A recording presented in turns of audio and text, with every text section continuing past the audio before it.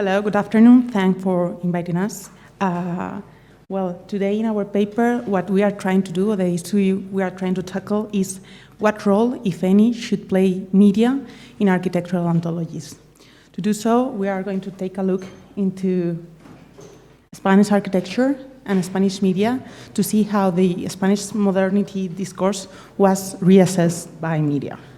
For us, architectural critique and theory has traditionally used specialized media and specialized magazine as its main dissemination channel. These publications, written by and for architects, have been of seminal importance in the creation of the architectural culture and an ideal of modernity in Spain. We can say that modernity came to Spain through these type of publications. However, less attention has been paid to the role of mass media in the dissemination and fabrication to this discourse. This presentation will try to resume the statement that architecture will only become modern when allied to media. And by doing so, it will displace theory and criticism of architecture to the page of newspapers. While conventional theory and conventional anthologies portrays Spanish architecture of those years, I mean the years after the Spanish Civil War till the 60s or 70s, as a practice that is seeking autonomy from the political discourse, we think that newspapers should showcase a new architecture with a mission and the need to redefine the Spanish identity. The end of the Spanish Civil War, in a way, meant the need of the construction, the identity of the Spanish people. To do so, media and architecture allied in order to introduce modernity into the Spanish discourse and the Spanish panorama. Although many have said previously that modernity was excluded from the official discourse, it is true that, and we will see how media try to reinforce this idea of modernity. What we are trying to do is compare the appearance of the buildings of those architectural episodes in the newspapers and in the novel with the appearance of these same buildings in the architectural official discourse of the Spanish medicine. The thing is, in a way, it's interesting because the architects themselves were, in a way, showcased as personalities. And it's interesting how, for example, Miguel Fisac appears in the pages of Blanco y Negro saying, I have no job, I have no money. Considering that the images published by the press are not graphic documents and are not of the part of the architectural discourse related to the definition of the proposals, it's frequent to architects to appear surrounded by politicians or by the users. Thus, comparing the architecture autonomous discourse with the other one creates a theoretical framework that underlines, among others, the alliance between architecture and politics. Furthermore, the relationship between word and images reveal the duality between theory and practice and question the logical assumptions that underlie the received visions of architecture through the autonomous discourse elaborated by architects and critics. To explain this relationship, we are taking Madrid as a case study and Madrid architecture, because it's a constant in the pages of newspapers and media, where different aspects of the city are discussed. In those years, the issues addressed by the media will span from the reconstruction to modernity. The interesting point is both views are coeval, as they were part of the process of reinventing the post-war Spanish identity. The duality present between modernism and classicism represents, in a way, the special idiosyncrasy of the Spanish architecture of those years. In a way, we could say that Spain did not embrace modernity at the same path that the rest of Europe, our European neighbors. As we were saying, by all means, Madrid will be one of the main subjects of media. It's in particular interesting how the same topic is addressed by different actors in the same pages. For example, we have three articles on the same topic, which is the Great Madrid. And the first one is a critic by Miguel Fisac. The second one is state propaganda on the project itself. And the third one is a criticism by the cronista de la Villa. It's interesting also that during the 50s and the 60s, Spanish newspapers will gave a lot of coverage to some buildings that are considered crucial by all the histories and anthologies of Spanish architecture. For example, the building of El Edificio Sindicatos, de Francisco Asís Cabrero and Rafael Aburto, became a focal point for the press. While specialist press, without exception, praised the building that was published in, for example, La Revista Nacional de Arquitectura or Nueva Forma, newspapers focus on its locations in front of the Museo del Prado and the institutions who promote it, and of course, its modernity. The most interesting thing is, even in these kind of articles that appear to criticize the building, the discourse that appears was always the same. That it is, the building is fantastic, modernity is key to the reconstruction of our nation. However, we have to think if this is the right location for this building, or perhaps the new part of Madrid, the new Avenida del Generalísimo, should be the place in which it should be inserted. So this dual discourse that is present, in, for example, in this article, will be a constant in how architecture is presented to the general public and how architecture is portrayed in the media. The modernity of the building does not seem to be the problem, but rather the urban context in which it is included. Another interesting example of this dual discourse is the Pavilion of Corrales y Moletum for the Brussels exhibitions of 1958. A building that, again, will be extensively published in specialist journals. For example, we can see the cover of the Revista Nacional de Arquitectura, but it will also be the cover of the ABC newspaper. And it's interesting because it's a building that is still receiving attention from the media, but not from the specialist journals. The way even the building is portrayed in the Nodo, which is this Franco regime films, documentaries that are showcased in every cinema in Spain, is especially interesting because the building is portrayed only as the background of the activities that are happening there, and is in a way a theatrical space, a scenario. It's interesting, for example, that in the pages of the ABC diary in 1958, an article praised Corrales and Moletum Pavilion and tries to educate the public in the quality of it and tries to defend that modernity is the language that should represent the Spanish nation. But as the voice of the architect themselves, José Antonio Corrales, also in the pages of ABC, describes the first and the Spanish pavilion in another article published in 1957, where the focus is set on the modern installations of the pavilion and its ability to show the future of Spain through, and I quote, a cinematographic point of view. Within all these pieces, it is difficult to find a well-founded analysis in favor of against this modern architecture and this modern architectural discourse. In a way, the views that are presented on the media seem to sum up the preconceived opinion of the public against this modern architecture. But in a way also, there is always a pedagogical discourse within those articles trying to change the point of view of this public. So it is interesting even how the Brussels pavilion appears in the press in advertisement, and how the manufacturers of the furniture of the pavilion try to sell more furniture itself, more modern furniture, saying that they have manufactured this pavilion. And really what we are thinking, if we see another kind of articles, and what we're trying to ask ourselves is what happens when specialist magazines are leaving the non-specialist public out of the discourse, out of the conversation, mistakenly, in our opinion, considering them allies to these matters. And then is when this gap is filled by mass media. For example, we have two articles here, one which is Triumphs of Spanish Architecture, which tries to, again, make more positive this modern Spanish architecture, citing, for example, Gio Ponti, or this other one, Trends and Guerrillas in Spanish Architecture, talking on how the panorama has changed and modern architecture is the only way for Spain to redefine itself. So, in a way, contrary to expectations, mass media is not only, or has not only been a mere instrument of dissemination of contents, but it is also a way of create an opinion in the public. And in a way, it has also then provide a platform for criticism and architectural analysis.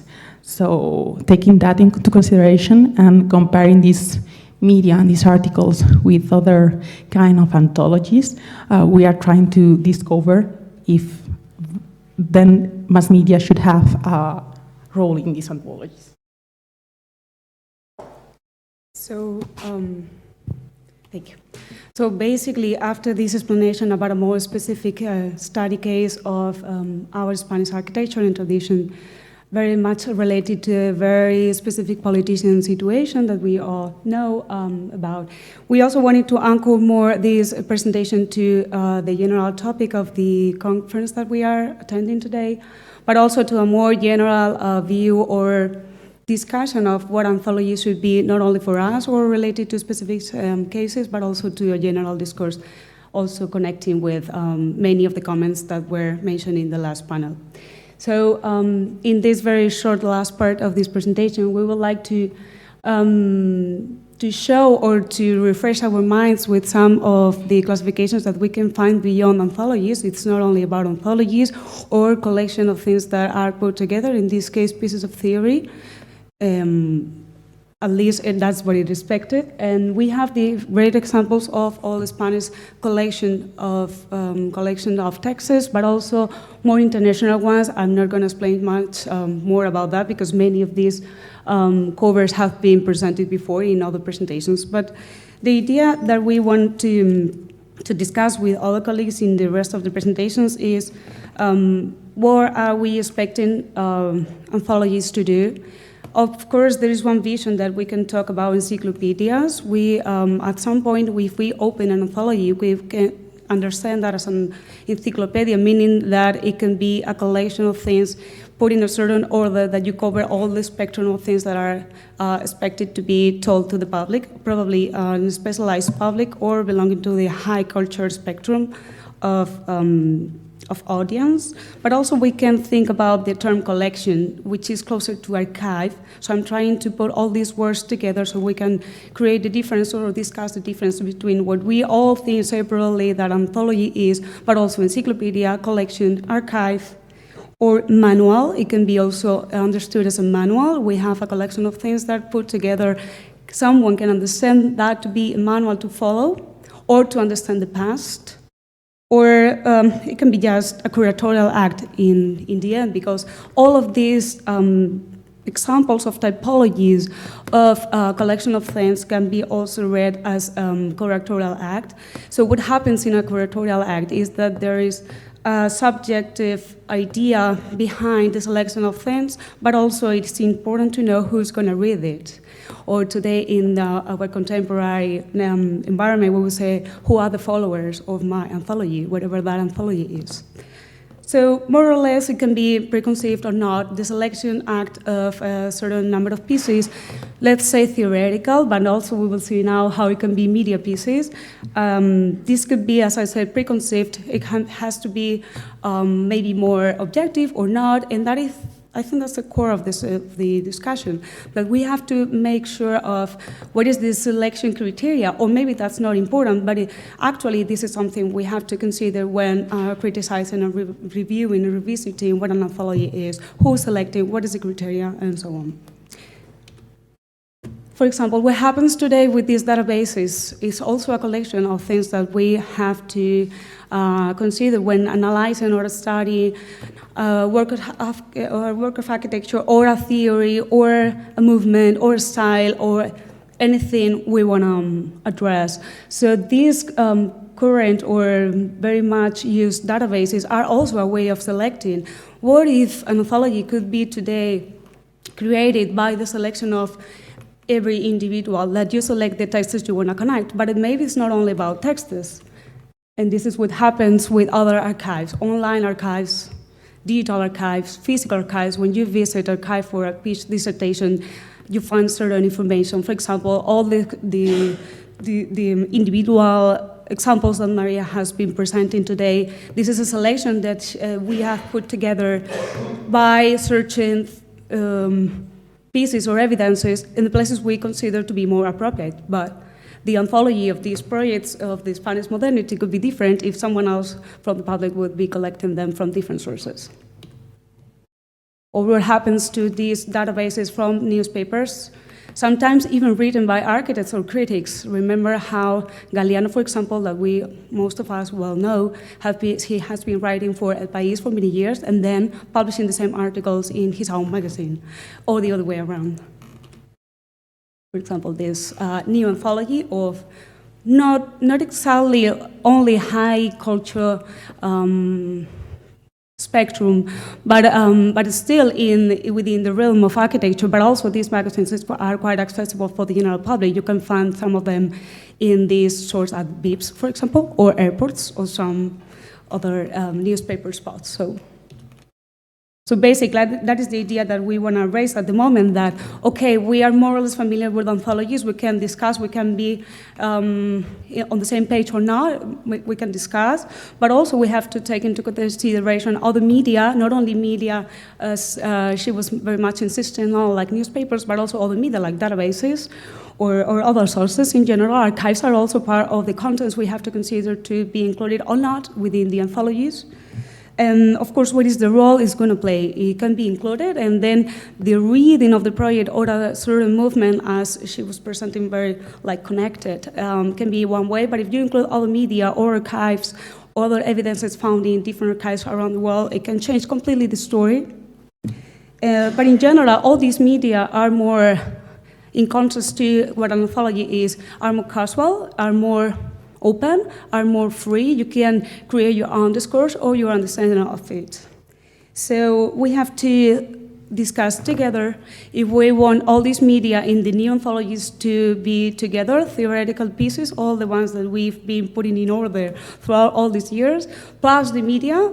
If they can be separate, we have to consider they have a different nature, different rules, and different features in general. Or we can try them to be together, but if they have to be together, there should be a new curatorial criteria to put them in a certain order, if there is an order to create for them. Or it can be just accumulative. We want to add one to the other, and in that respect, of course, there will be questions about what to include or what not to include. Again, there will be an act of selection, scrutinizing what is going to be included or not within that. So the last question I'm gonna make, it's gonna be open. I don't know if anyone's gonna answer that, but would be what happens, or what would have happened if all the anthologies we have all been studying during our PhD periods would have been included within them, not in another part, the media, the results from the media articles, the newspapers, the films, and all the stuff. What would have happened to us in the interpretation, the reading of the same things we've studied if the media had been included in the same piece of selection of pieces, in the same book, in the same block, in the same, the same whole?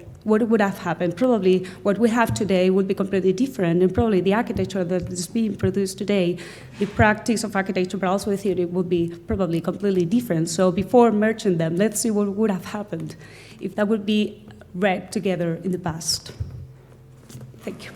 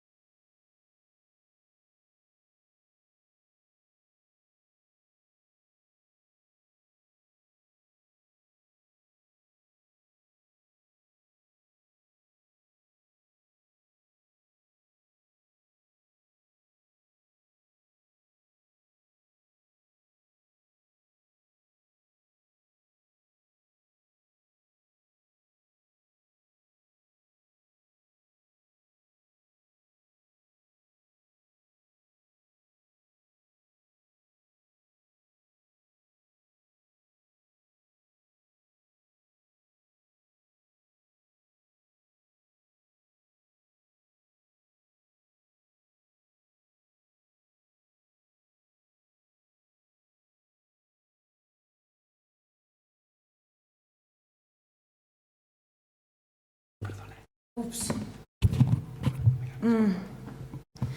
Late 60s, first 70s, crisis of meaning. Before the late 60s, Spain barely produced architectural theory, and its internationalization was little.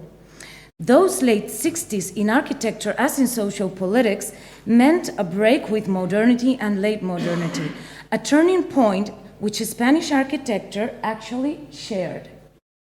Ideas and publications arrived on time, and Spanish architects reacted to them.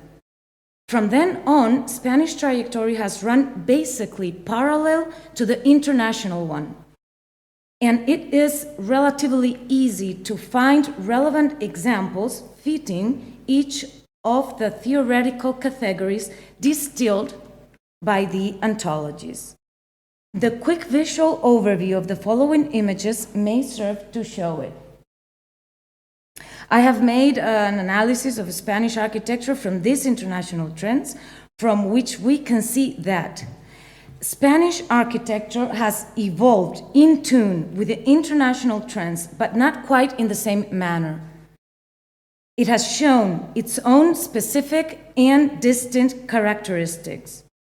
Here, to give some examples, I will highlight just 4 of them.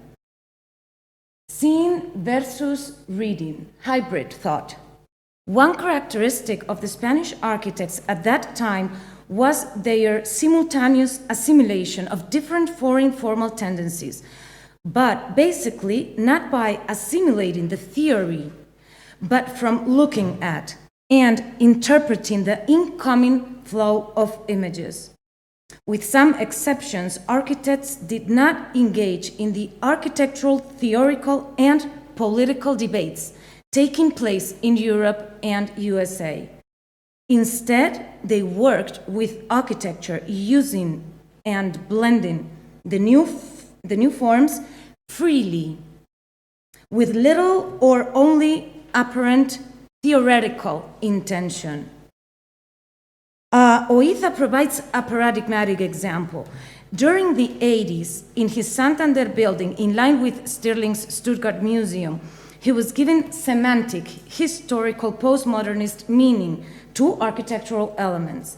But at the same time, in the courtyard in Las Palmas de Gran Canaria, he was handling a syntactic logic in line probably with Eisenman's structuralism of the 60s, both stripped of theoretical and political connotations.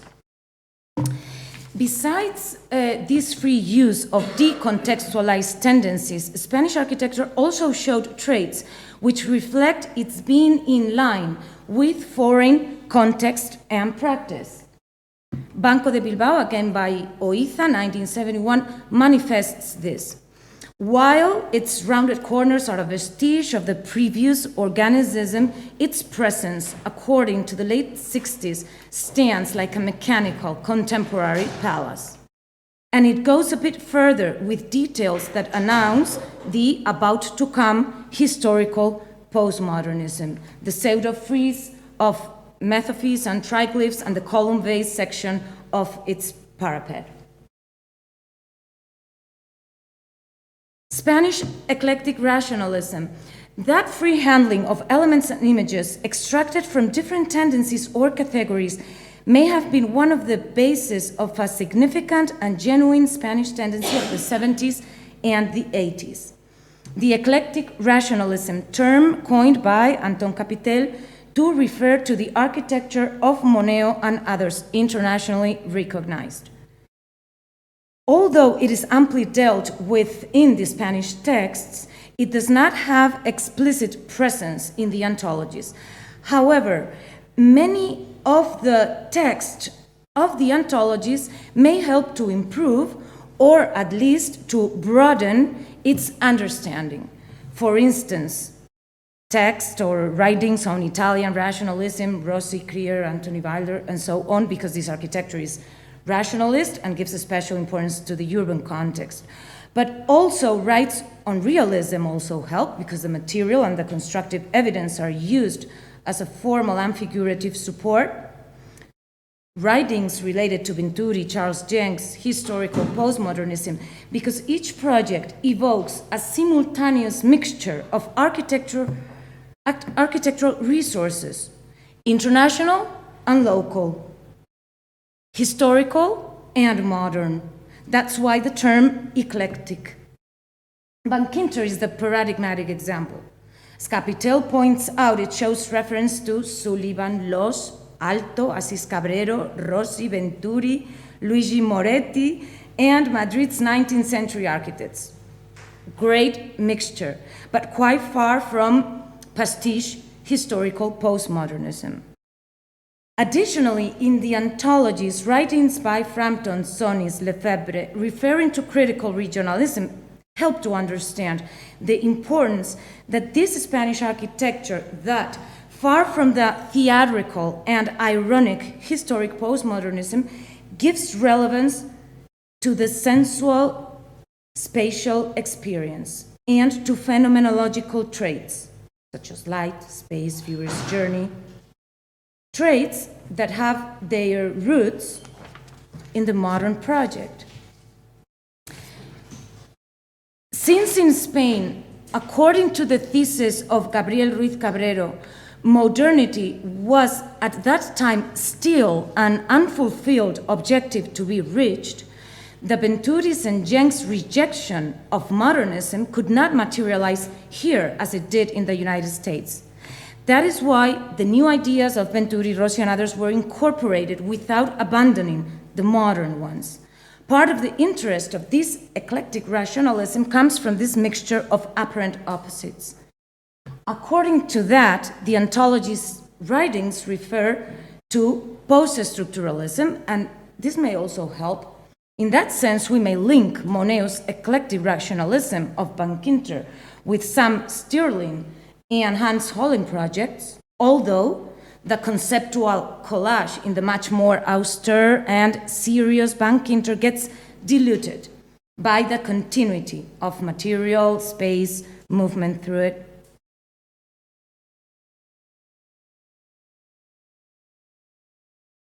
Importance of place in Spanish architecture, nature.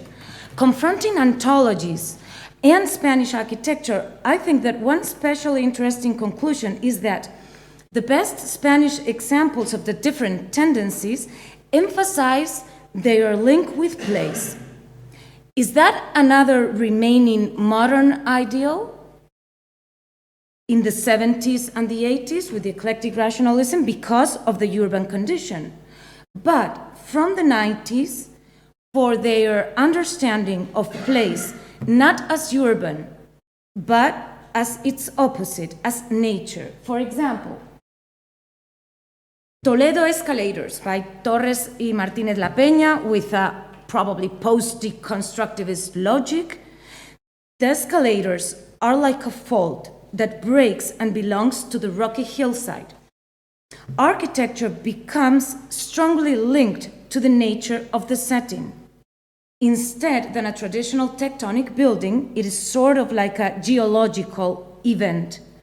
Geological event was the term used by Monet to refer to his Cursal, two giant rocks facing the sea.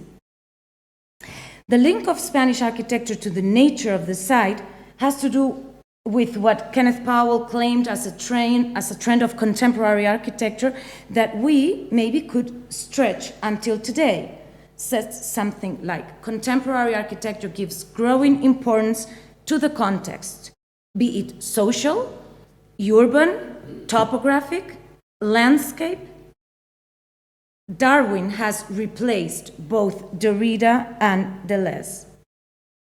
In line with this, Spain's organic architecture that has a long tradition and that has been highlighted by foreign critics, for example, Miralles y Pinós, but also recently RCR. Just let me highlight the revival of systematic organicism, Tuñón y Mansilla, Nieto y Sobejano, among others, which evoke logic growth belonging to natural processes.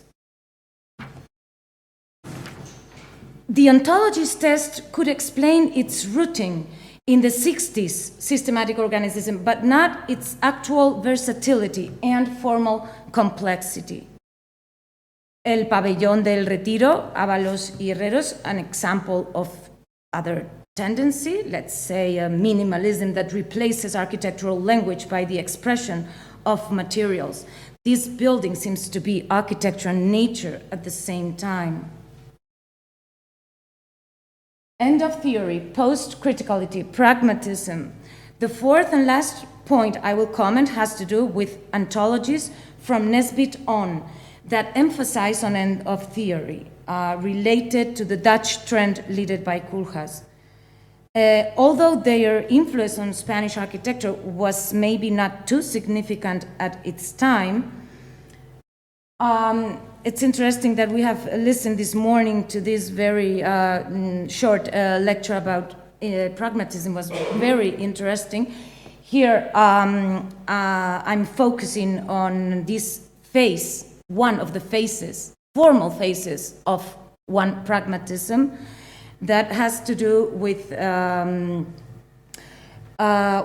its search for playfulness, its taste for material artificiality, and its anti-sentimental view of nature that manifests today in some Spanish architecture, for instance, in Selgas Cano, who in the synthetic character of plastic materials find a vehicle for sensuality and fashion.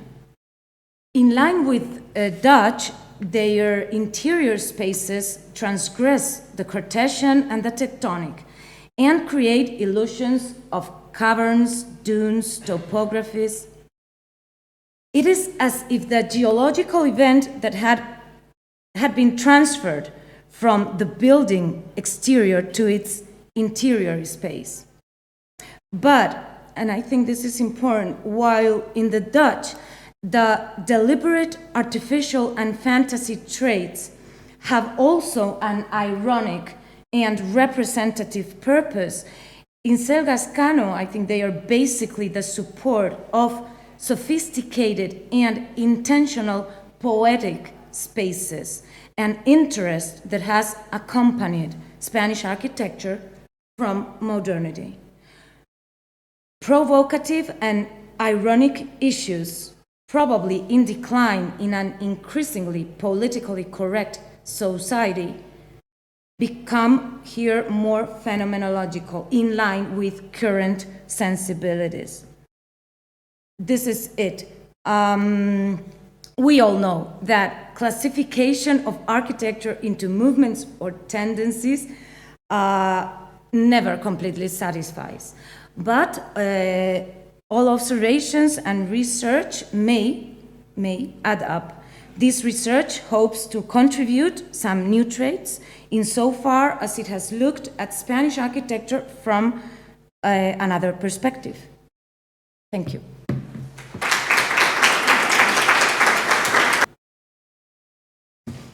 Good afternoon. Hello, everybody.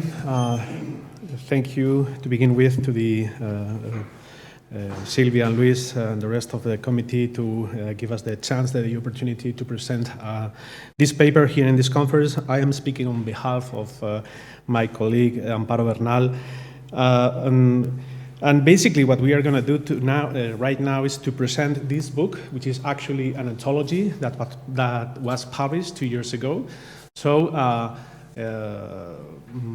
in a way, I think so far today is the very first example or case study that we are a recent case study of an anthology. It is true that it's not specifically focused on architecture. It leads with this parallel discipline of photography. But I think it could. We both hope that this case study could add some light to the general discourse of the conference. So just while I speak, you can have a look at it.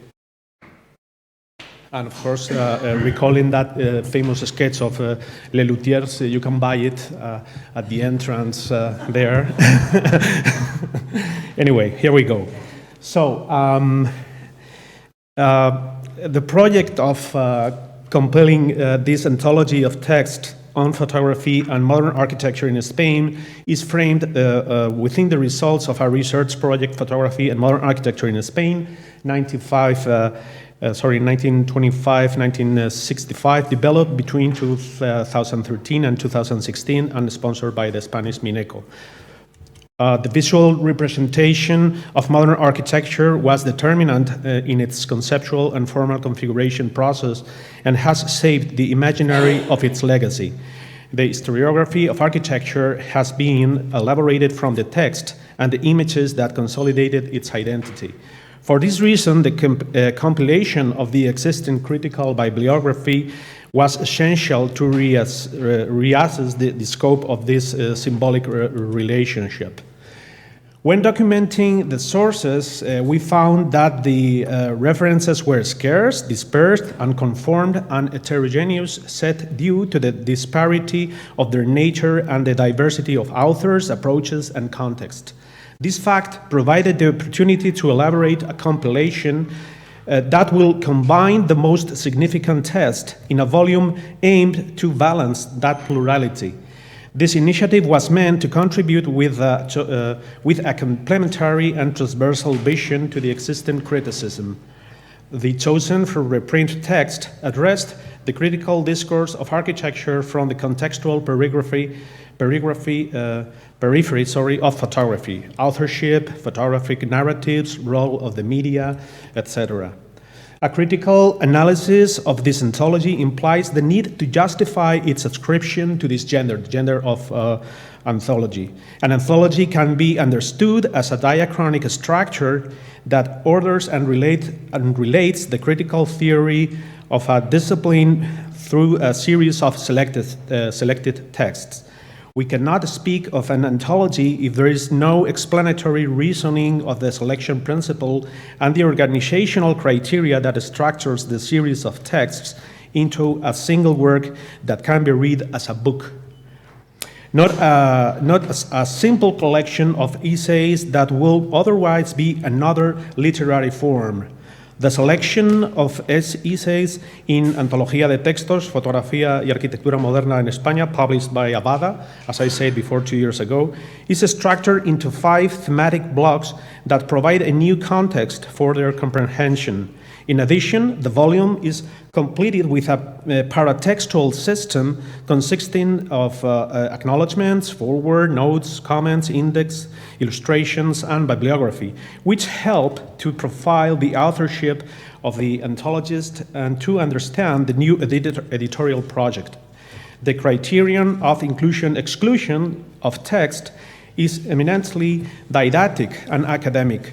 It is based on a personal experience of the anthologist in the study and research on architectural photography during the Mineco research project.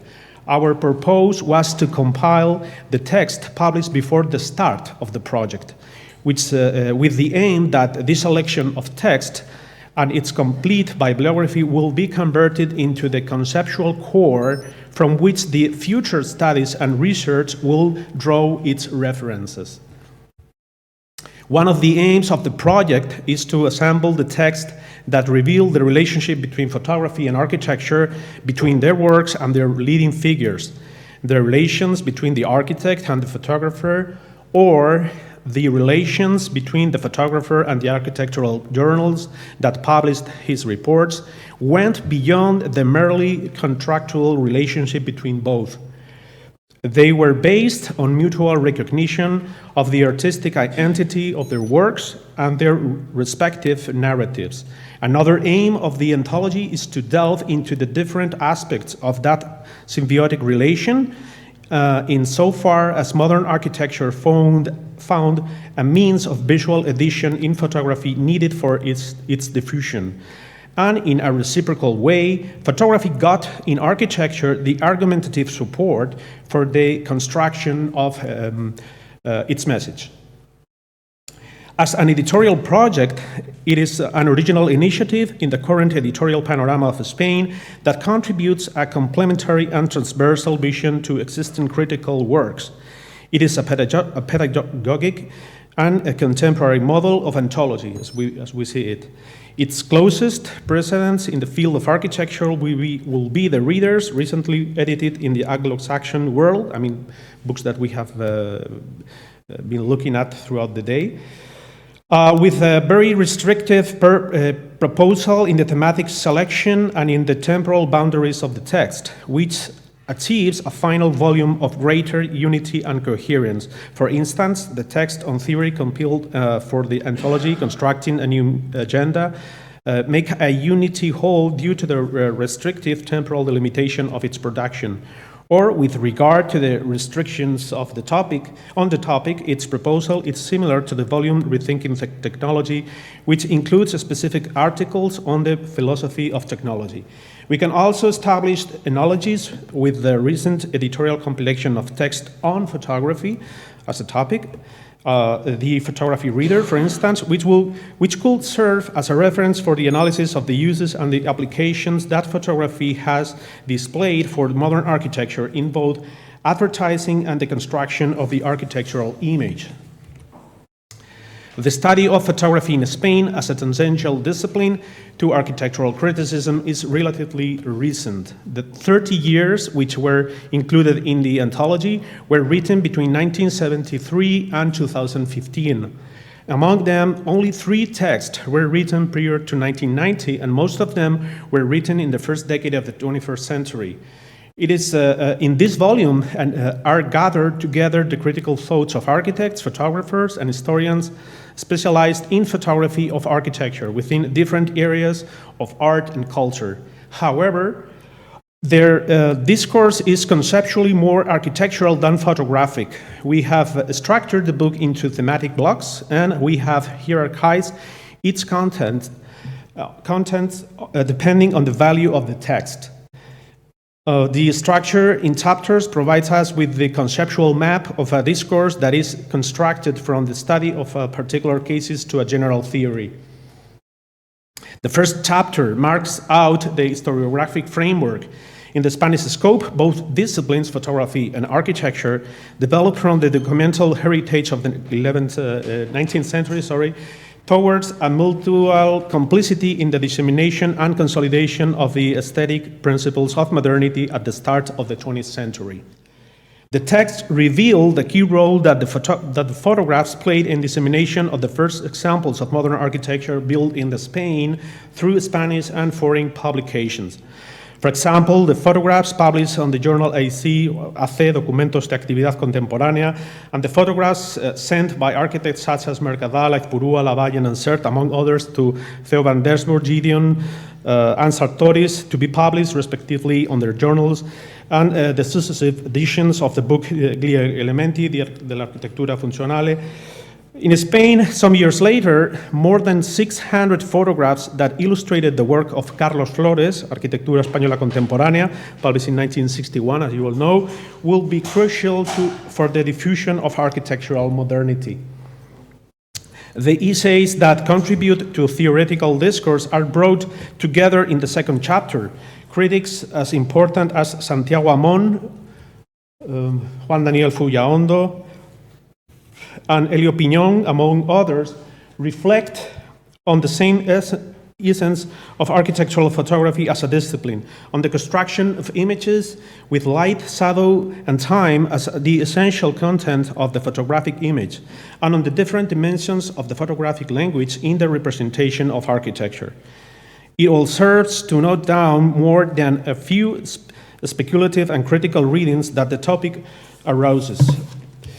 The third chapter incorporates the specific references that refer to both the work and the specific contribution of the photographs.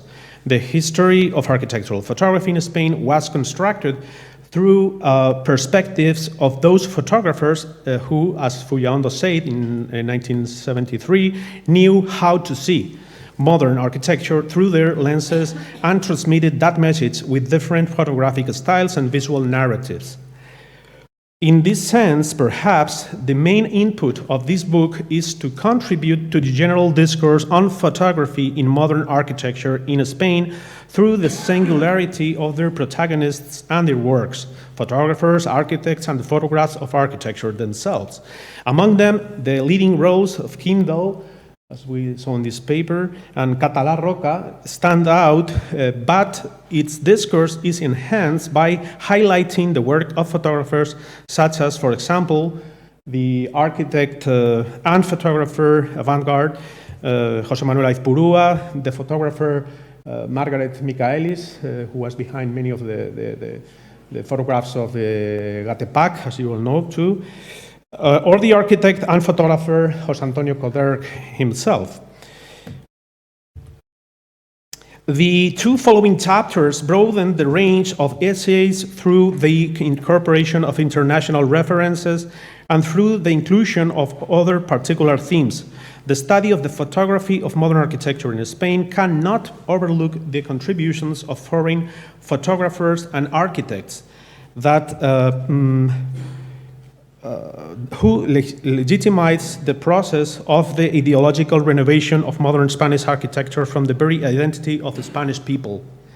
The perspectives of Rudowski and Hausmann about our vernacular heritage and the photographic inventory of Spanish architecture in the archive of Sartoris are a sample of these inputs. The study of the disciplinary symbiosis between photography and modern architecture is influenced by the enrichment of the expressive language of each discipline. The text contained in Chapter 5 covered the contribution of photography to the construction of the modern architectural image through, for instance, portraits and the journeys of the architects, and the use of architectural photography in advertising, which can accompany the construction of the broad spectrum of thematic approaches that the photography of architecture encloses. The anthology also includes a bibliography. The list of books, book chapters, and papers is one of the main contributions of the edition because it is the result of an exhaustive compilation of texts that on photography and modern architecture in Spain conducted by the set of researchers during the 4 years of the work of the Mineco project, basically. In conclusion, the text, obviously, besides encourage you to buy the book, if you don't have it yet. In conclusion, the text on photography and architecture selected for this anthology have a selective and representative condition that turns them into useful instruments for research and critical interdisciplinary analysis. They all share the common characteristic of having been pioneers in the interpretation of the symbiotic relation between photography and modern Spanish architecture. Their compilation also reflects that same reality, but the present anthology, in addition, provides us with the means of constructing a unique critical discourse on the correlation between photography and architecture through the process of selecting, compiling, and re-editing those texts, incorporating those aspects forgotten in time but still of relevance. Following the spirit of the Anglo-Saxon readers, the volume is presented both for reading and for consultation as a book that aims to be incorporated to the essential references to look at in greater depth at the theoretical critical study of Spanish modern architecture. Its principal contribution is found in the singularity of its new approach for reading and reinterpretation, taking its photographic images as a reference, a peripheral viewpoint of the critique that enriches the endogamic discourse of architectural discipline, opening up a new engagements with other visual arts. Thank you very much. Okay, doesn't matter, I will speak. I think you present a lot of questions, or at least you summarize very well the idea of the discussion on what is an anthology. What is an anthology today? You said it's a collection of fragments, it's an encyclopedia, it's a manual, it's a curatorial act. It has some criteria. All the text, all the fragments, all the photographs, everything is collected by some criteria. Is an open, and also we can add, as a summary of your presentations, is it an instrument? Is it an instrument for teaching, as our guest said some minutes ago, or is just a book or for consultation? No? Is it a compilation and selecting work in a compilation? But my only question is, how could we manage with so many references that the increase is absolutely exponential. So how do we manage? Thank you very much. Right. How do we manage nowadays with all these enormous amount of papers and readings, books, of everything? Everything is exponential, so increase exponentially. How do we manage to do an anthology today? This could be the first one. Okay. I would like to pay attention to your text. First, talking about the newspapers, mass media, I think there is a lack of good writers in our history. And that was I thought when I was reading your text. No? It's true that you can understand how Spain was in architecture reading these newspapers, but you can understand at the same time that there was a lack of culture and a distance between culture and people. So even today, no, not today, but a few years ago, we could remember the situation between newspaper and, the Prado Museum. So I think that there is talking about the Spanish situation, I think there is a big difference between how the newspaper were encouraging the people to understand architecture abroad than in Spanish situation. So reading your text, I think that I couldn't find the link more than to understand how the society was. But I took this morning something something I'm going to show you. Is almost an anecdote. But today I'm working in an old market here in Madrid. We are restoring this big building, and we found old newspaper. I have this newspaper. It was said August 1958, and there is an article about the the pavilion here in the Brussels Expo, and I'm going to give you just to see it, no more. But you can understand how the newspaper really were far from the culture, really. And they show the picture of the Philips Pavilion of Le Corbusier. It's interesting to see it. Talking about the AIDA, right? I couldn't follow completely your test. Really, I need to tell you, because you in your case, I remember you as a good student long time ago. But I think that Spain, again, talking about the situation of Spain, the modernism came late.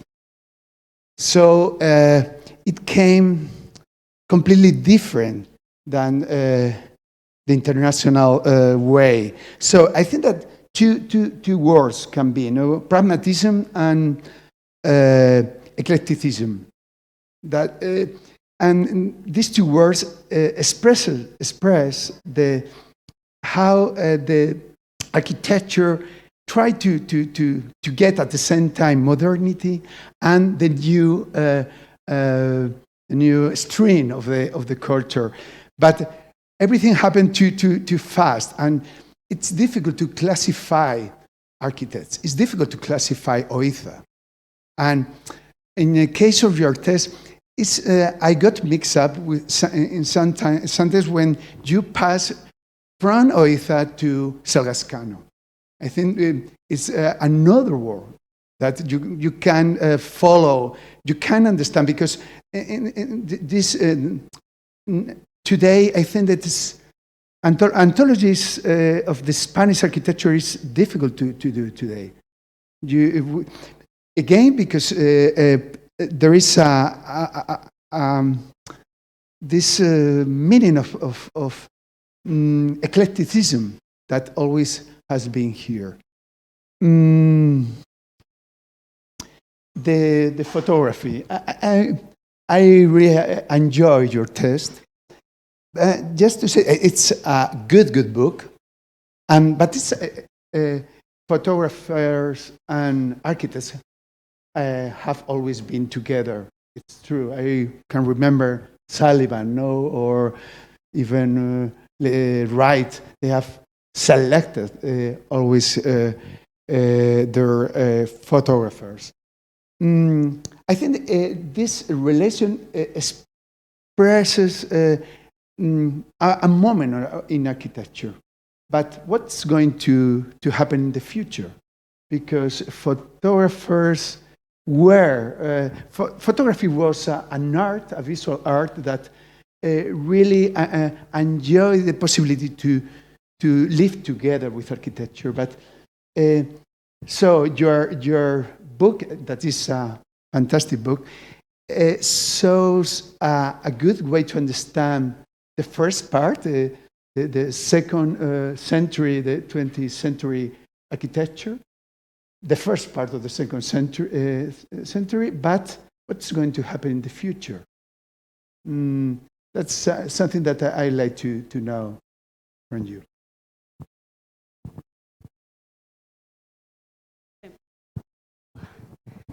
Well, thanks for remembering me. Yeah, it's been nice to meet you again. Well, yeah, that was the purpose of the final part of the presentation, that we could open that to the rest of the participants, but also not only from this panel but others. So I think, yeah, we wanted to tackle that that very big topic of the conference. So yeah, that was the purpose. And the question you make is quite difficult. What are we going to do? All of these huge amounts of things, not only theoretical pieces, but also works of architecture or photographs. And the main problem, the first problem would be where to archive them. For example, the issue of the archive of things, or said in another word, in a different way, there are many dissertations discussing what an archive is, what it should be stored, how it should be stored, particularly if we're thinking about photographs. Maybe texts is not that difficult, but texts include pictures. So again, it becomes like a heavy thing to store. That's first of all the first problem we have. So before thinking of how we're going to collect all that stuff, maybe we should ask ourselves what to collect, or with what kind of criteria. Maybe there should be different sources. Maybe DialNet is good to be next to Arquitectura Viva and next to traditional anthologies. Maybe that's fine. Maybe there's no need to create new categories. Maybe it's just about putting things in the box, which is obviously quite boring, but maybe that's not bad, because the other solutions are not very easy to carry out at the moment. But one thing that I consider interesting to at least consider is the fact that we need today what we use for different purposes. For example, the need to connect things or to access to information, not only theoretical pieces or architectural discourses, but also how to buy at the supermarket. We do it online. So I think that digital is the word. Or at least one thing we should consider. So the way we consume things, but also probably architectural theory, is associated with words like hyperlink, interactive, tag. The word tag has become like an important word for us today. We select things by tags, and architectural pieces, whether it is theoretical or practical, it works the same. Actually, when you search for a piece of architecture in a database, you search for a word like pavilion or whatever. We did that yesterday. So that's the way we worked yesterday, to search for certain references beyond the core ones, the additional ones. So that's what we did ourselves, even though we were talking seriously about something. So imagine someone else trying to explore for the first time. So tags, cross-references, hyperlink, interactive, that is one thing. Also, there is another issue to consider, which is, should there be, or maybe not anymore, a difference between the access from the high culture and or the low culture, and or maybe there's no difference anymore, which probably is the correct answer. I would like just to mention two anecdotes, maybe too personal, but I think that can also add some light to this, which is when I was searching my references for the dissertation, obviously I did what it was expected, which is to go to the libraries. And I went to libraries, you know that, we were together at Avery. So we were there. There are so many books at Avery Library that you don't need more, but indeed, I was searching for detailed references because it was easier for me to look for texts that I needed. Obviously, I selected the texts, but also within the texts, all the books, you have to find what you need. It's not only the object, the book, or the text, but also the text or the piece of text that you need to address the topic you are working on. So the fact that the texts were detailed was key for the investigation. Obviously, because I was searching for different words like economy or hard words for architecture, not the typical. So I could find a little of them because there were not so many of those words in the text. So that was useful. That was instrumental for me, the fact that I could look for it digitally. Plus, a very last anecdote, which is the topic of, some of you know, the main topic of my thesis was SMLXL, the book, how it was produced. And one of the best interviews that I could make was to Jennifer Ziegler, the editor, and she described the book along the time it was being produced, that in the end it was becoming instrumental also. SMLXL could be a sort of anthology of one office of architecture of a certain period of time, but it became course referential. They were using the book as a website, basically, connecting things of different nature. So, yeah. That's my own experience. I think that's useful. Well, in a way, taking what Veronica just said, behind any anthology, there is a curator, which decides about the quality of the work that should be showcased in this anthology.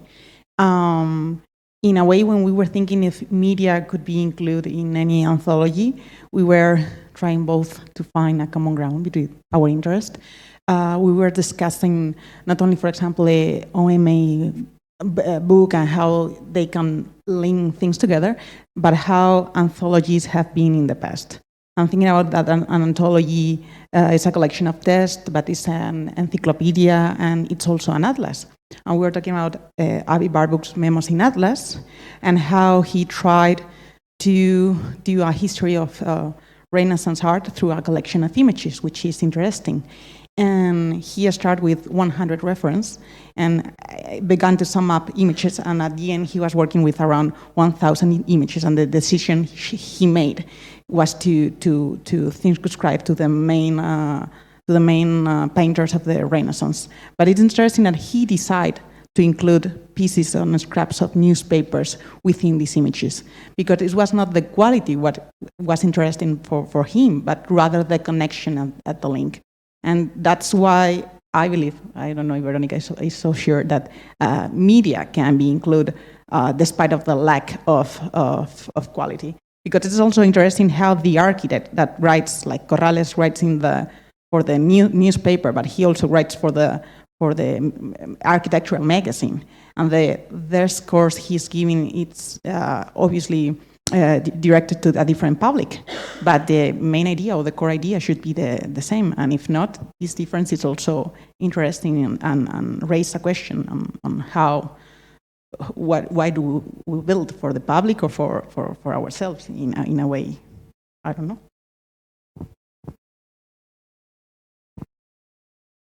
Um,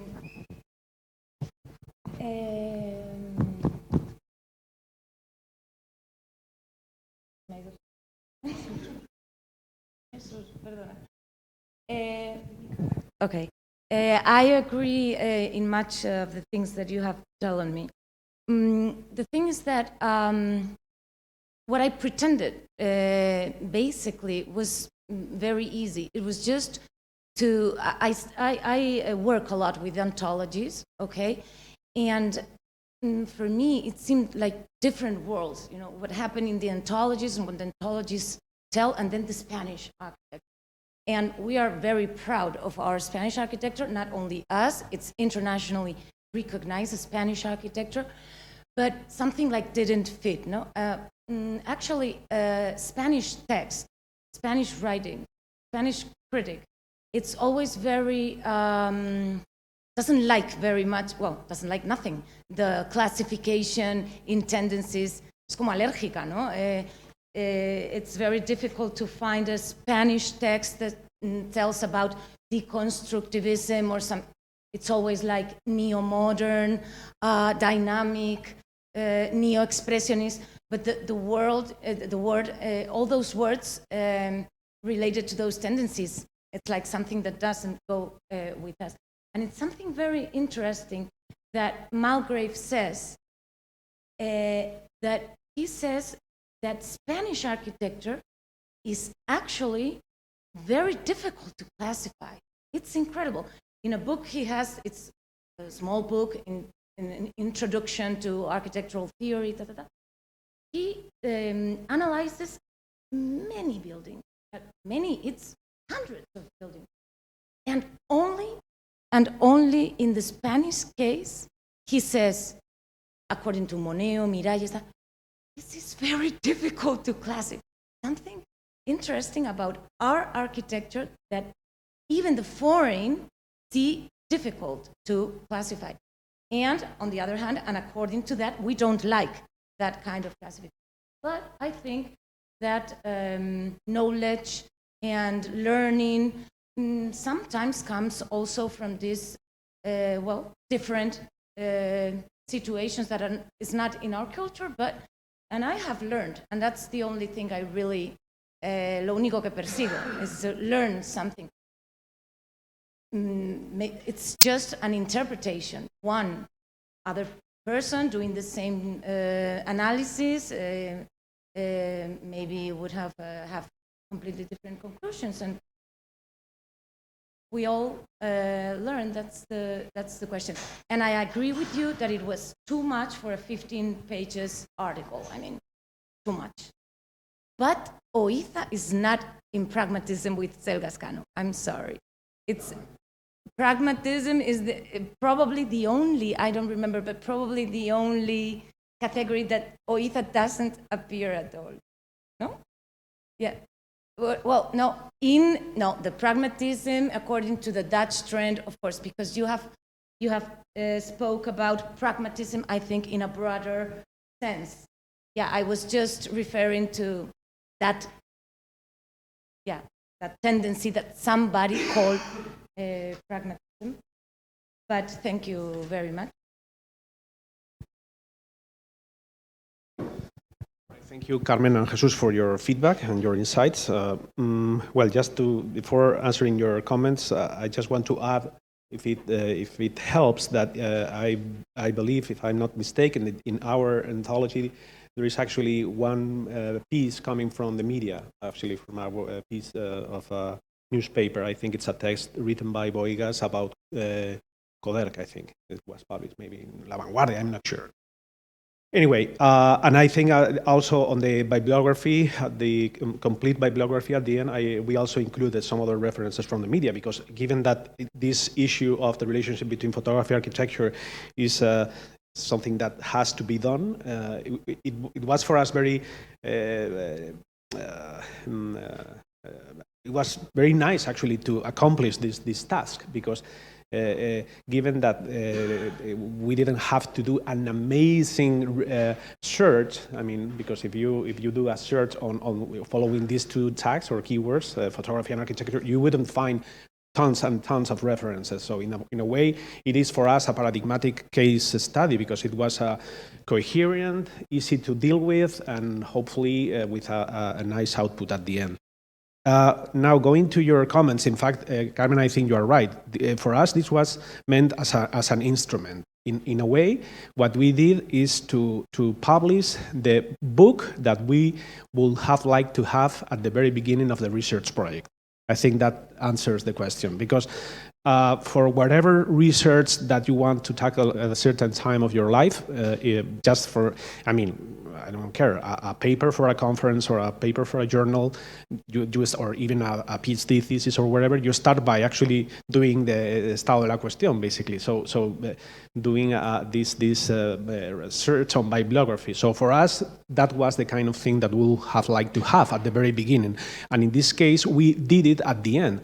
Obviously, throughout the process of the research project, we were collecting this text, these references, because we were using it as a starting point to start thinking about the research. So it was like an obvious, a must-done output at the end of a research project to publish that anthology that we were using and discovering and classifying and exploring throughout the process of the research project. So, and at the end, as I said, in fact, this is not an ending point, and I will go to your question, Jesus. This is not an ending point, but so far within that temporary framing of the so-called MOMO period, the 25-65. In fact, if you want to deal with, if you want to do a research, from a wide one or a very specific one, if you want to deal with the relationship between photography and architecture because you are dealing with a specific archive or with a specific photographer or whatever, you need to look at that book because you will find all the references you need, and not only by reading those texts, but also by reading the footnotes of those texts, or by looking at the ending bibliography. So it was actually meant as an instrument, as maybe as a reader. And I think this is a question that I have had in my mind through all the day. What will be the difference between a reader and an anthology? Because meaning that a reader is something that you have to read if you want to do a research on a topic, and maybe an anthology and a reader in that sense is not does not rely on the position, on the personal position of the authors of the compilation. And but yeah, in fact, this was for us quite clear, and for that reason, we didn't even include within that anthology the text and all the outputs of the research project. For instance, you may know that I actually had was delighted to curate 2 major exhibitions at the museum, at the Eco Museum, and with 2 amazing catalogs published by La Fábrica, and another very interesting book published by Fundación Arquia and Arquitemas also on the topic. So we didn't obviously include those other texts that we published as members of the research project throughout the process of the research project. But we just wanted to leave the project at the end by actually giving or this idea of this book as a gift for whoever wants to deal with this topic. And now, Jesus, the future. We given when we started to think about the research project, we knew that, of course, we could deal with this topic coming until contemporary, until nowadays, so to speak. But we decided to focus it on the so-called, as I said, modern, canonic modern period in Spain. And of course, we could right now, for instance, go on with this topic, moving forward to democracy from 65 to maybe 97, for instance, just to point down the date of the Guggenheim Museum before jumping into the 21st century. And I think that if just trying to understand your question, if the question has to do with the fact that what would I do if I have to to tackle the idea of the project of publishing an anthology on this topic, on the contemporary discourse, I think that wouldn't make any sense. I think I shouldn't do it, because in fact an anthology has to do with actually with time, and the critique of contemporary does not have the grounding. I mean, we need time to let obviously the production of architecture in terms of design, and also in terms of all the influences and I mean globalization, whatever. I mean, we don't. I think we couldn't do it right now, you know, and especially given the fact, given the importance, the impressive importance of the contemporary visual culture and the importance of images within the architectural practice. So, in fact, obviously, I think this would be a topic that should be faced or embraced in the coming years, but not now, because we don't have the distance to deal with it on a very coherent and mature way. That's my point, at least.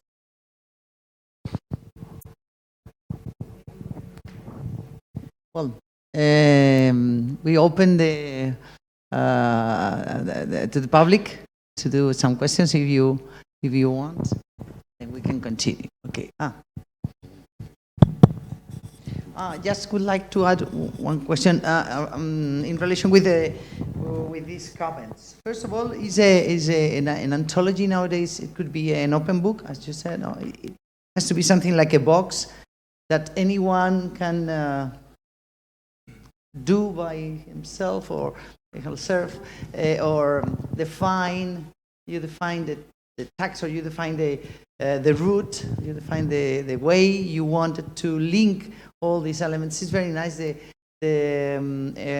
example that you did about Warburg, no? The connection between things that usually were not connected, even with the images. Also, it happens with the images. No, it's the first time that someone tells the history of art in a different way of the typical. It was the styles idea of art, and Avi Warburg produced a kind of collapse of collapse, no? Yes, a visual atlas that produce a kind of como un colapso, non colapso, un choque. I don't know in English. A crash between two images that never were linked. So there is I think anthologies in the future will have, for me, should have this idea of providing a way of understanding architecture from the past to the future in different senses. So touching different points every time you enter into that box. And I would like just to arise, another question is highbrow and lowbrow. So should we introduce the lowbrow as part of these anthologies? And that's all. Okay. Well, I think I don't agree with what Iñaki has said about that we need time to make an anthology and distance. Because I think there's an important thing about making anthologies that we must not forget, that is that somebody has to do it. Somebody has to take the blame, and that I think that an anthology is a new thing. It's not just a collection of things. It's a new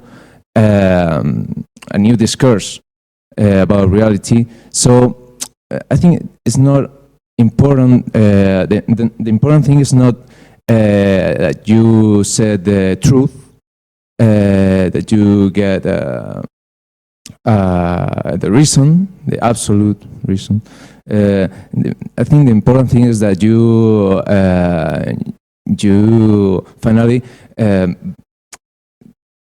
project or build a new thing, a new opinion, and you have to take the blame anyway.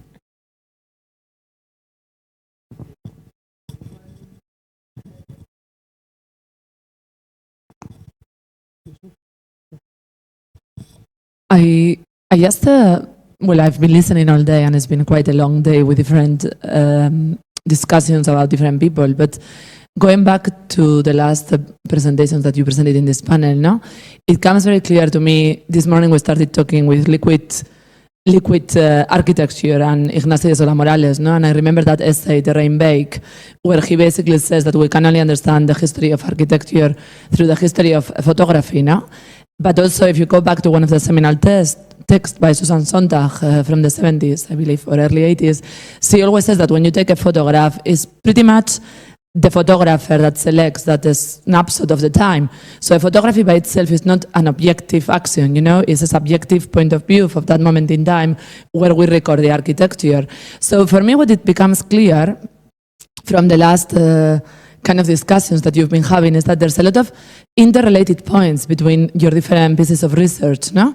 And what I mean is, like, when you look, for example, at the archival of the ABC and the Nodo and the different clips, where Fisac has not got a job, and then you see Saide Oiza speaking to some resident somewhere, and you look also at some of the key text between architectural journals and photography, it becomes clear that there's a part of our history of architecture in Spain that is really, really important, and if we don't dig in to record it, we're going to lose it, you know? So I think that for me becomes like an interesting paradigm, because I don't see an anthology as something that is objective, because by default, as you mentioned before, you go to the library, you choose the pieces of text, you try to put something together. But I think even though that subjectivity that the photography brings, it's very important what Ignacio de Sola Morales say.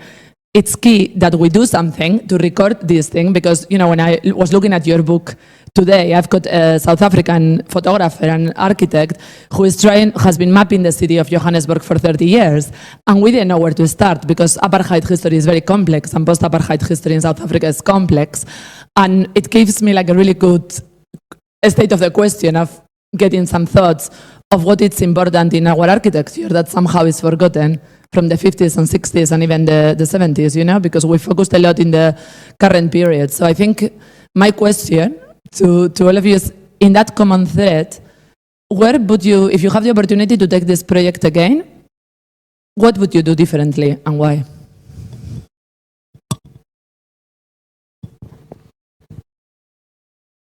Well,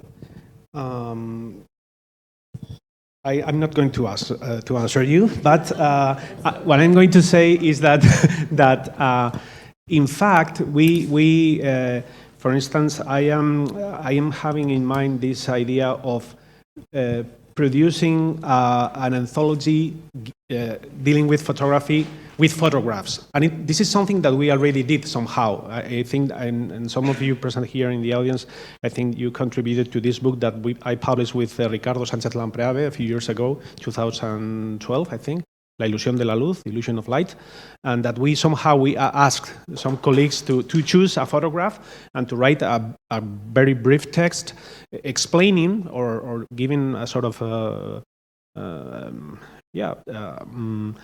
feedback on the way, on the reason why they think that photograph for them, for each one of these contributors, was key. I mean, was significant, you know, for their own personal practice or for the historiography of architecture, for whatever reason they choose that photograph. And I think you may also heard or seen that book published by Valerio Olgiati, The Images of Architects. I mean, there are, given the importance that this issue of photography and architecture is gaining in the last years, for instance, this is another, I'm just giving two examples of this use of the images themselves as the contribution to a visual anthology.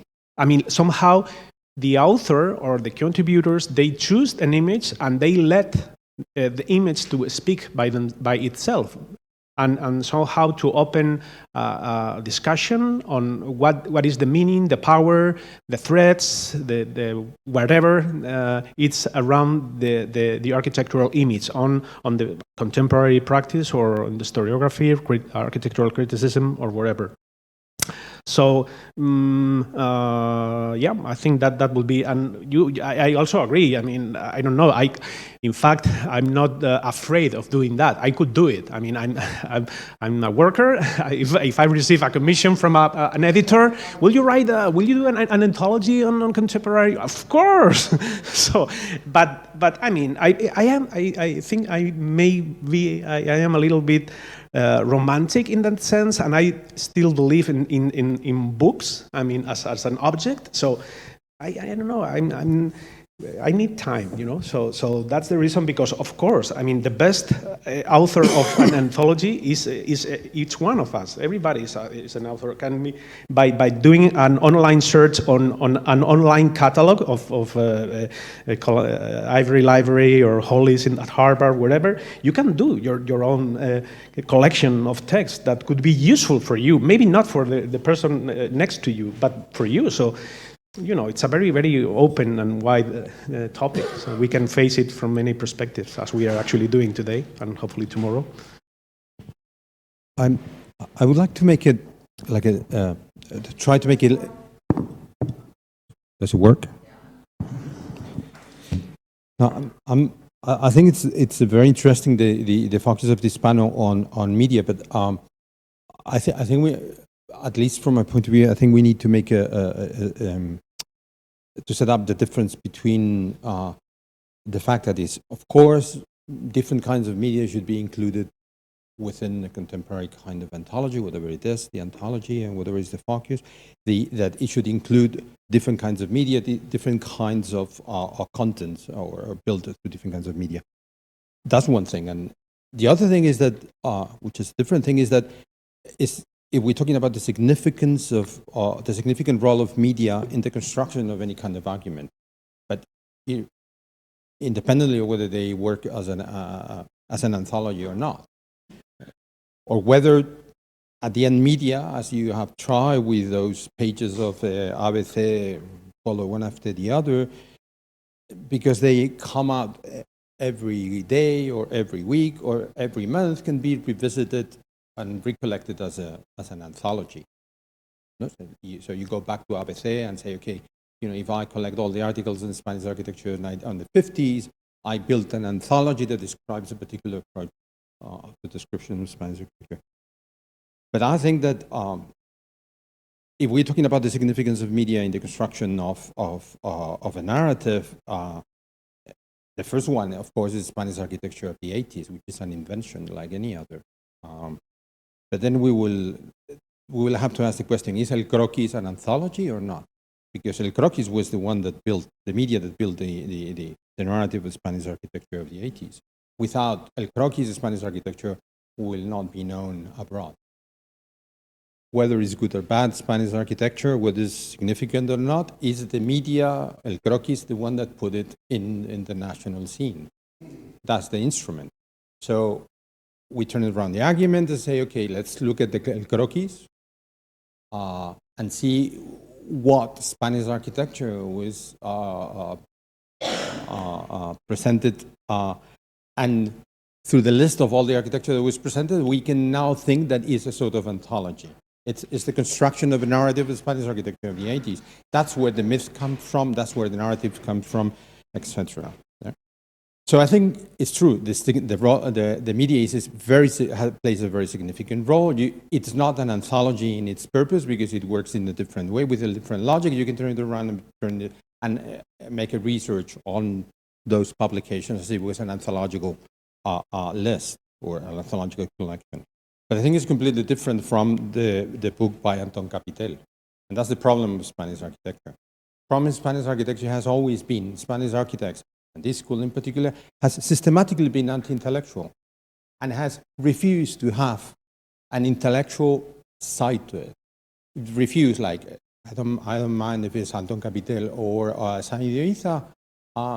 They basically said architecture is architecture, which is a nice way to resolve the problem because you don't need to develop it further.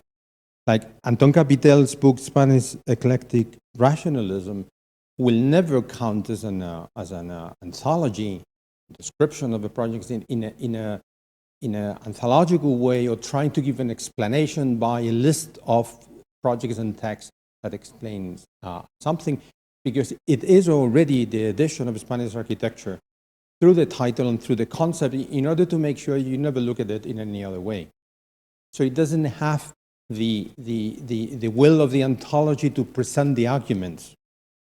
It has the will of the book that wants to close the argument. It doesn't want to provide a discussion. It wants to close down the discussion. So you realize that that is what it is, and it can never be anything else. And that's the way Spanish architecture has been edited and edited and edited through the 70s, 80s, and 90s, through the neo-rationalism, neo-organicism, neo, whatever it was. So hoping that Bruno Sevi will save our ass.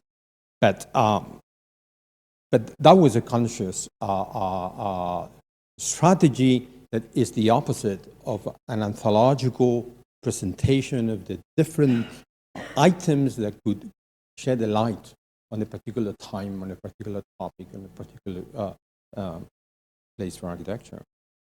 Okay.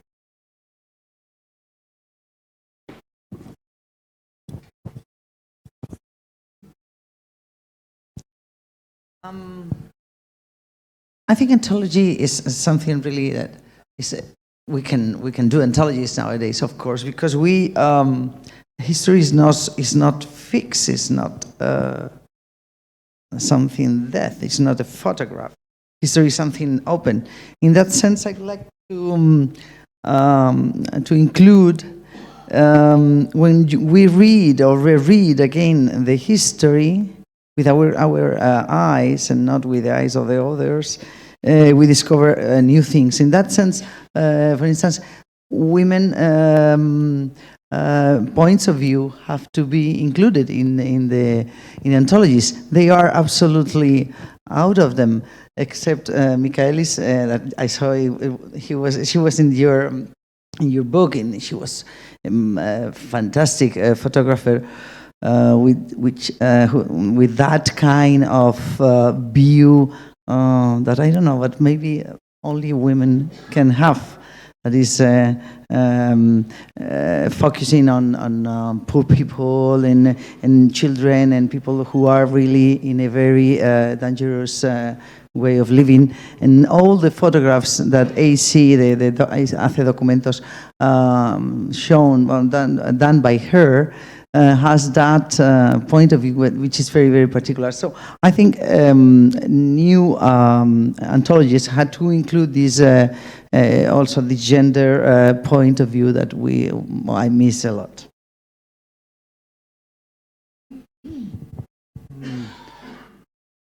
Talking about the Spanish situation and the future, I'd like to know your position about the mass media in Spain and in the present and future and architecture.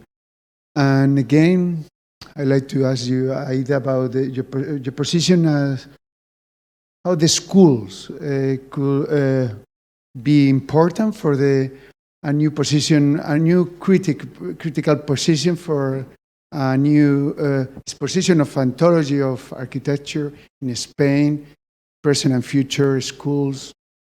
These two questions, I would like to know your position.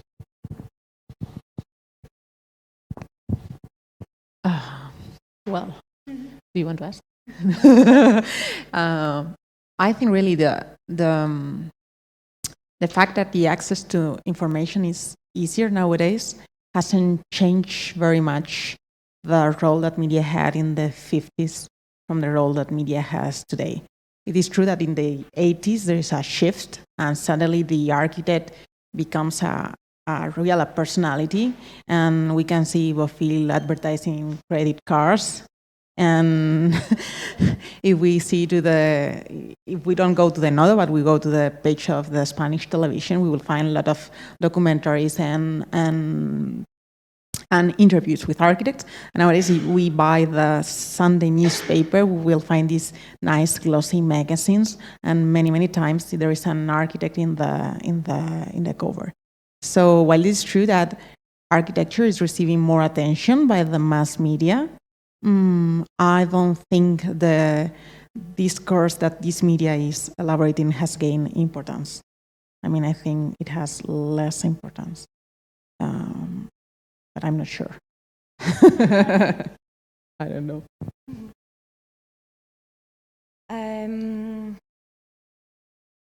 Well, I think that in the contemporary situation, we are like in this actual context that Luis was speaking this morning. The actual situation is like we have seen it today, no? Etéreo, ¿no? Absolutamente not solid, ¿no? Sí, es la... ¿Estoy hablando en español o en inglés? En español, ¿no? Vale. No, and the thing is that I think that is very interesting because actually it's the present situation, not only in architecture, but culture, philosophy, everything, many disciplines. This is the basis of the new culture or the art. But I think that we have to not be afraid to make precision. This morning, Luis Rojo talked about precisión, I think, no? You were talking about precision? Yeah, precise, no? Okay. And I love that word, but that word we are also allergic to. Precisión, sólido, como pecado, no? Y I think that according to our postmodern culture, because we are not modern, we are postmodern culture, we should not be afraid about that because our afirmaciones, our sentences, we don't look for the truth. I mean, we can say things that we are not following the truth, the story, the ontology. No, in our culture, we are just putting in the table one interpretation or one thing, but we are allowed, but we are not. So I don't understand why that brightness to really take things more concrete. I would like to say something about what you said that has to do with this.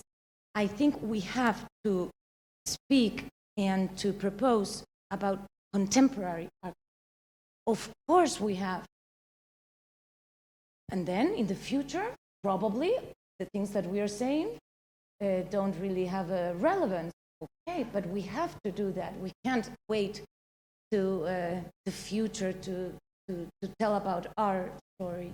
I don't know. I think so. I agree with Luis Moreda when he. Resuming your question and following what she was explaining, I was thinking while you were talking about this issue of the relationship between the Spanish architecture today and the mass media. And I was thinking, it's not even comparable at all to what it used to be in the past, whatever it was. Because first of all, the access to, and she was talking about this, the access to architecture and to media is different.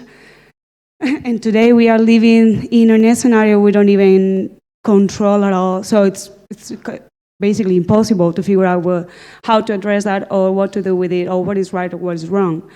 So first of all, that's one thing. Also, the way the people, high or low, it doesn't matter, professionals or normal people, our parents or brothers or sisters understand architecture is related to the way we also been empowered in terms of decision-making processes, popular decisions, democracy elevated to a very, very high level we don't even control. So mass media now, which is television, newspapers, blogs, whatever, everyone has access to it. So the way they perceive architecture is not only because of the piece of architecture or the way an architect performs that architecture, but also the politician environment around.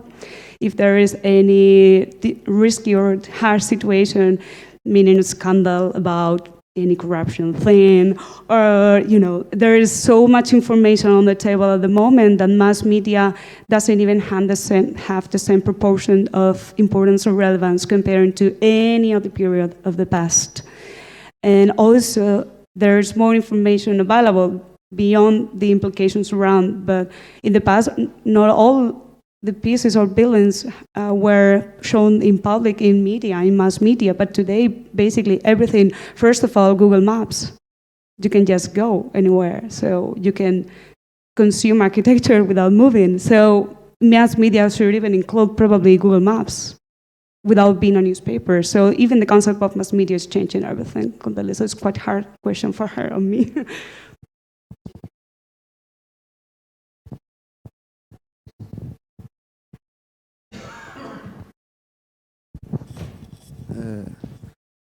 Talking about the Spanish architects, this is an intuition. I may be wrong, but I think good architects produce weak theory, and good theories produce weak architecture, and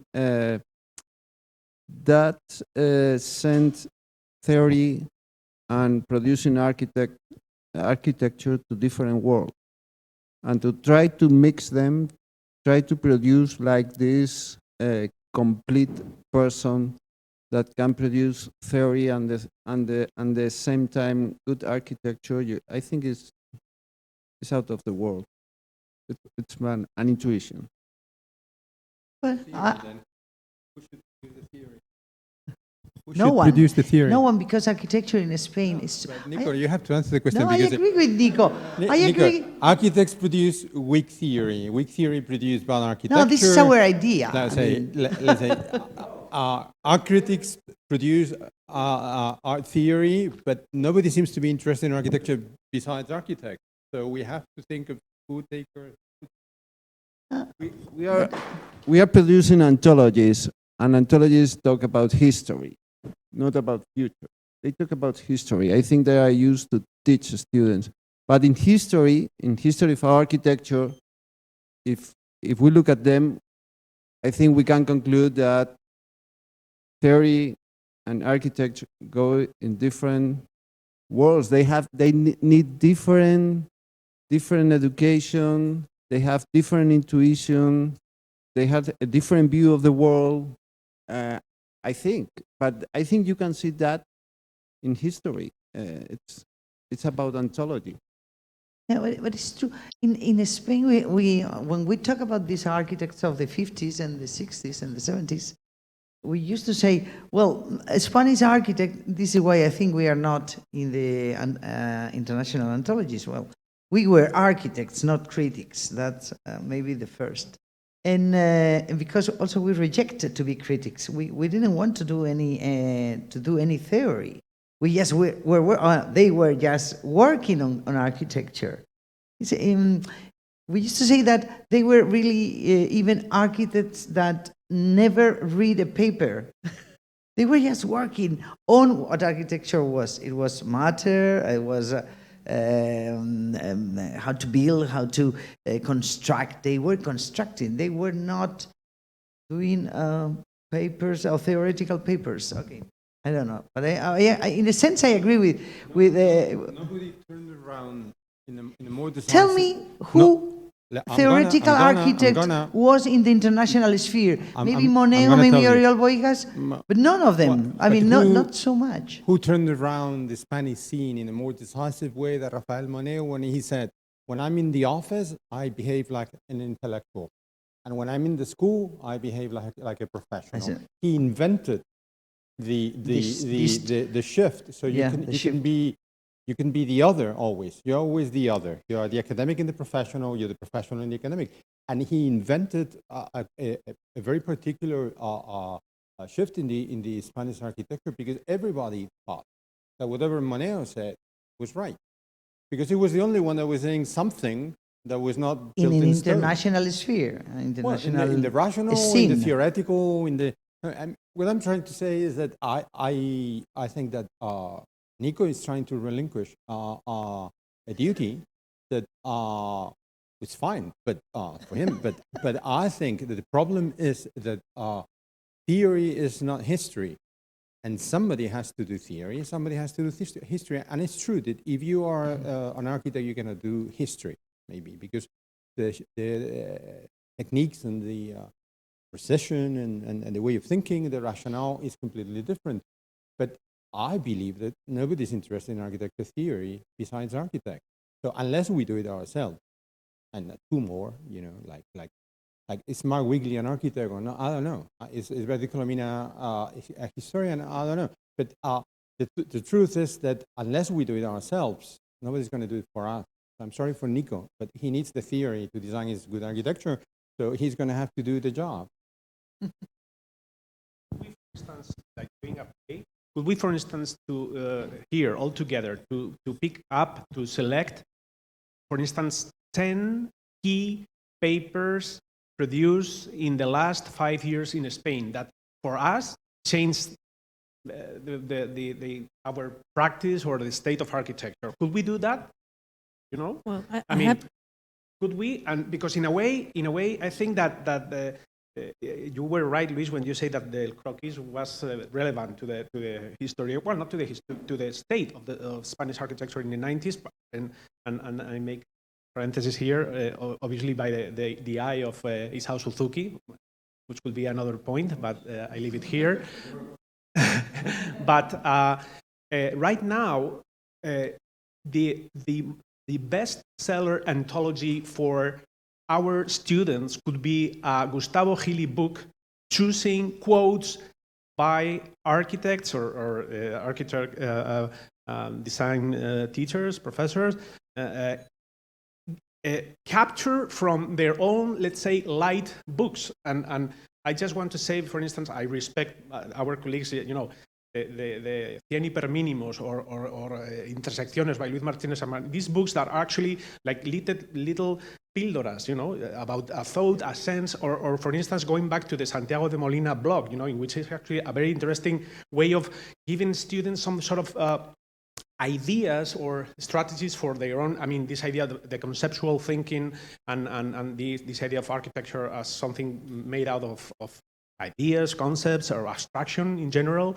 So that could be a very successful book, anthology, because in fact we are lacking a very serious, rigorous, must-read text. You know, I don't know.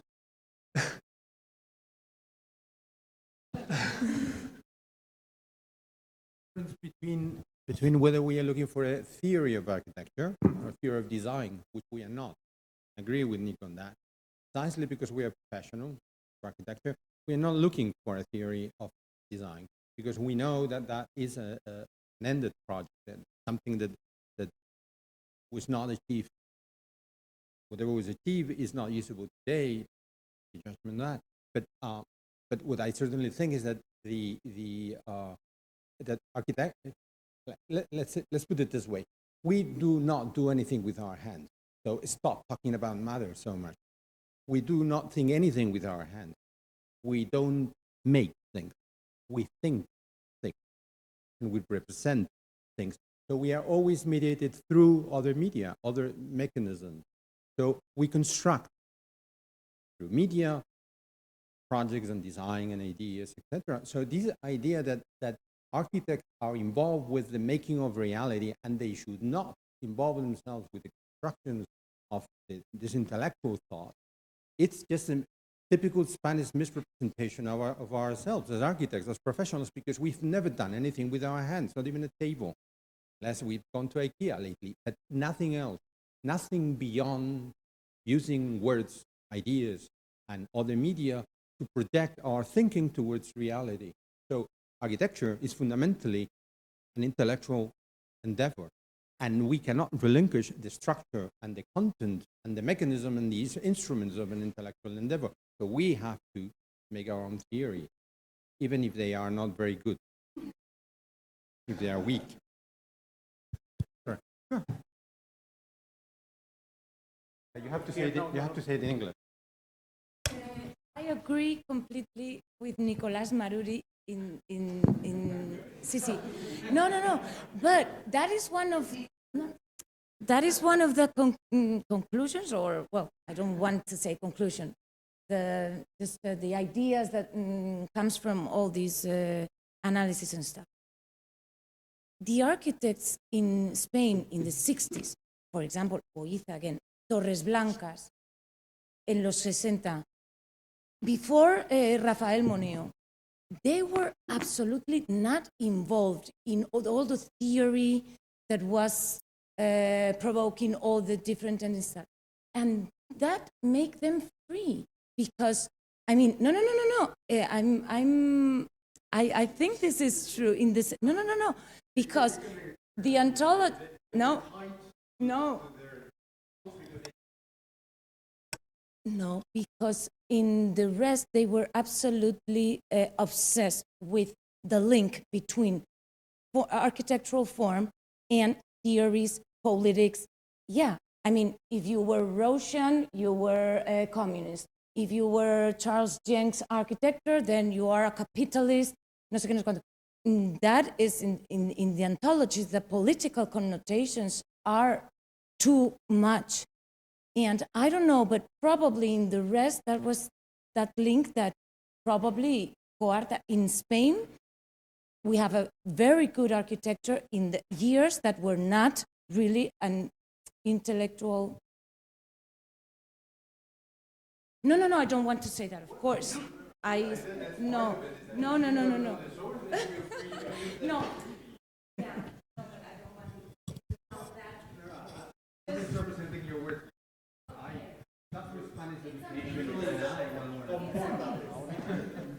Well, as a start, I completely agree with Luis in the sense that, okay, I'm Italian, so I try to abstract a bit outside of Spain.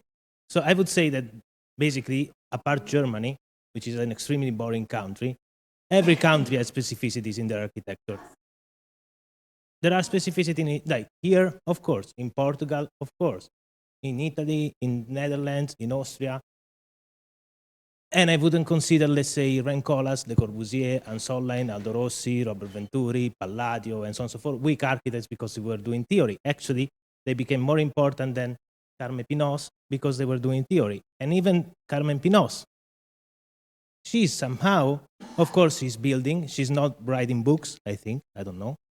But she's in connection with people from the West Coast in the United States, like Eric Owen Moss or Tom Main and others, and she's discussing about ideas and theories. So there is a cultural agenda. It's not just building, as it was for Miralles, I guess, as it is for Sisa, as it is for all the great architects. So, I mean, it's not a matter of building, writing books or defining rationalism or the next fuckingism that we like. It's just a matter of producing concepts, whether you do it with buildings or ideas, architecture as a cultural disciplines rather than just building. I would love to do projects without people. Would be the best, but I think architecture is, as a cultural field, its strength, it's there. Otherwise, we wouldn't be here discussing about anthology. And I mean, and if you go to the conferences of engineering about joints and details, have fun. Before giving the micro to Silvia, I just want to answer Luis that he knows for sure that, thank God, architecture is not only a question of theory or thoughts, or it's not only that. It's more, I think.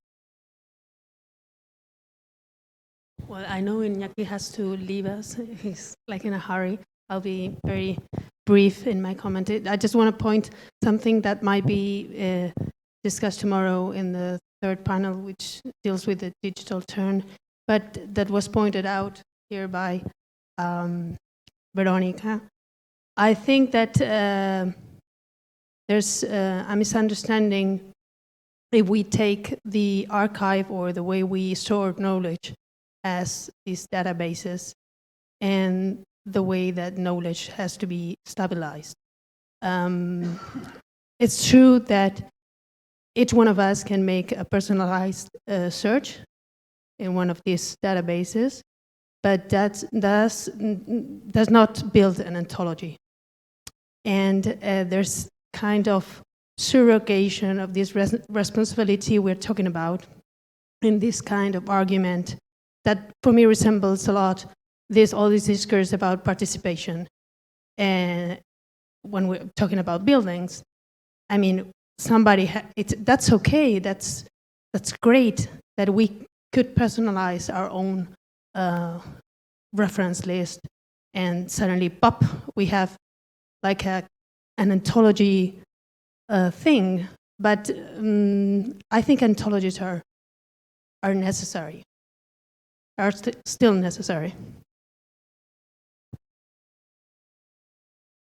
Totally agree, completely. What I was trying to put it on the table was like that there will be different, I wouldn't even say anthologies or classification, but different collections, let's say, which is a more general and broad word. And anthologies, I'm not sure they need to exist in the future or not. Really, I wouldn't take this risk of saying if they should or not, because in the end, anthologies work more as a manual from other versions that I provided. Manual could be one, for example. All of us, while doing our dissertations, were learning, or before really, we're learning about architecture and the history and theory of architecture in the past, and we were just making use of these books, of these anthologies. And our thought was built on those sources, which were supposed to be official. So the officiality of those anthologies, which is what you're trying to point out, it might be fine, but also it could be restrictive. So maybe, yeah, I know you agree. So the good thing maybe is that we can have both. So database is rising its popularity because we can use the formal one or the official ones. Actually, you can find the same period written or collected by Johan Ockman or by someone else. So, and you have to choose which one you choose to learn about that period of architecture, which is weird. Why I have to choose between this anthology and the other while they are addressing the same period? That's weird. So that's good that the same way we used to have 2 or more anthologies for the same period or the same year or the same thing. Now we also have other sources. So the questions are others. I don't know if it's about how to do it, but what for, who's going to read it. So then we will decide the content or whatever. But the good thing is that we have a very big spectrum in front of us. So the detail will be great tomorrow. And I would say that there's a third way to build, which has not yet been developed, which is kind of collage. It's another structure that hasn't been mentioned yet. But it would be that kind of just a sorted list of text or even the texts themselves, but without introduction, without even a foreword, without even an editorial statement.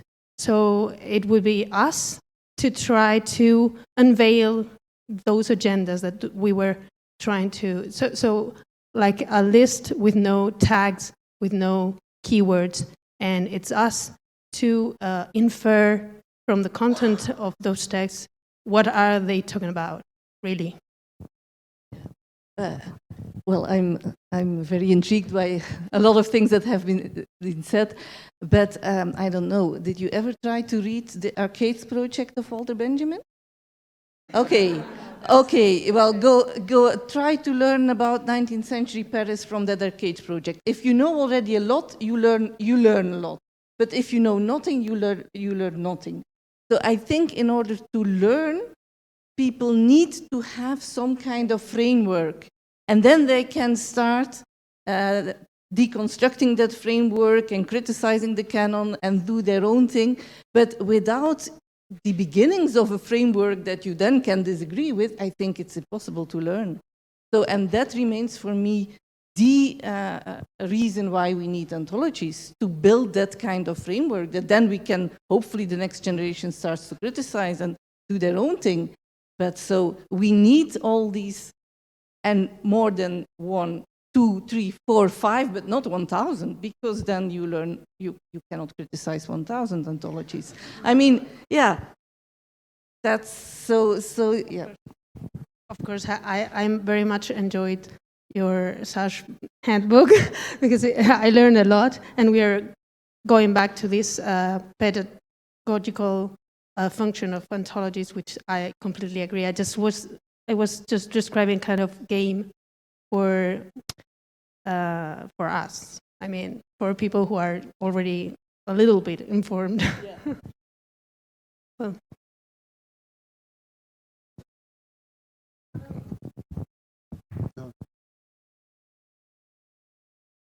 Does anybody want to say something just before closing? I think we have had, okay, turn. Last one.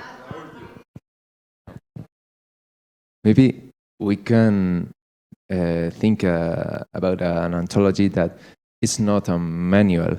Maybe we can think an anthology is just an opinion of somebody in a specific context. And if we read the anthology, we are not reading about an objective thing. We are just reading a particular vision of reality.